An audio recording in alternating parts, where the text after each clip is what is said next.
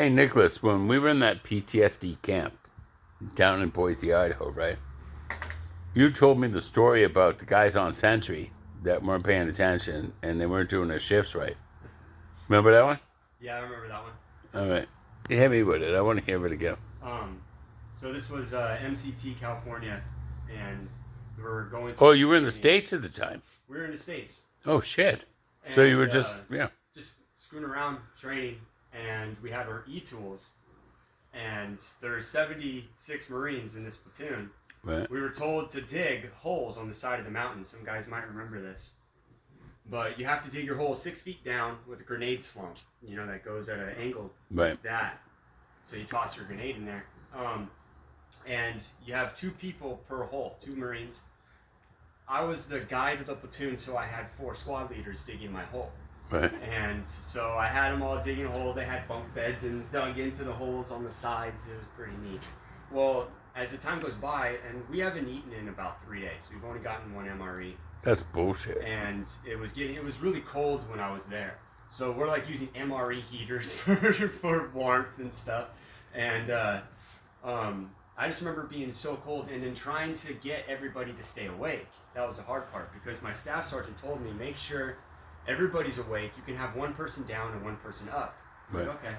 So I'm going through the holes and having my squad leaders check everybody, and everybody starts falling asleep. So it cuts to about 10 o'clock, 11 o'clock at night, and I'm getting frustrated. I'm still trying to keep everybody awake, and I'm about to give up at this point. So my sergeant comes out of nowhere. I haven't slept in 3 days. I'm starting to feel a little woozy. Right, of course. I'm feeling tired and hungry, and I'm thinking that I'm like hallucinating, and it can't be real. My sergeant's coming up. He was wearing his Molly pack bag with skivvy shorts on and no shirt. So stop it. I'm like, I'm definitely hallucinating now. Where's this guy coming from? And he tells me, he's like, what are you doing, Martinez? And I said, I'm trying to keep the platoon awake. He's like, just go to fucking sleep. Excuse me. Just go to sleep. And so I was like, no. At this point, I've lost it. I'm like, that's the last command I wanted to hear. I'm trying to do something. So what I did is I thought in my mind, you know what?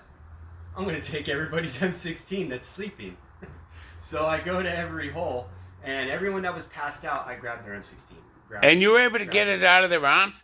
Some of them weren't even sleeping with it in their arms. Oh, I took whoever's was asleep. I took their M16 away.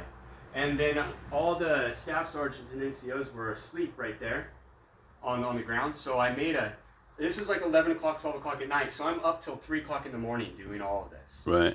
And I stick it muzzle barrel down in the dirt. Muzzle barrel down in the dirt. Every one of them? Every single one of them I got. I made a small formation. A full circle. A full circle. So then I finally, I went back to my hole, and one of my squad leaders wakes up, and I said, I'm going to go to sleep for a second. And I close my eyes, and I wake up to the sound of Staff Sergeant screaming, right? He wants to know what the heck's going on. And I told him, I was like, Staff Sergeant, here's your platoon. Right here. You wanted to end, but that's the story. It might relate to some people. Well, you put their dicks in the dirt that night. Everyone that had their M16 that was sleeping, I had a small ranks and formations, 4 squads of M16s, and it actually impressed the staff sergeant. He was. I bet he was a little proud of you for being such an asshole. Yeah. They like that shit. But congratulations. All right. Yeah.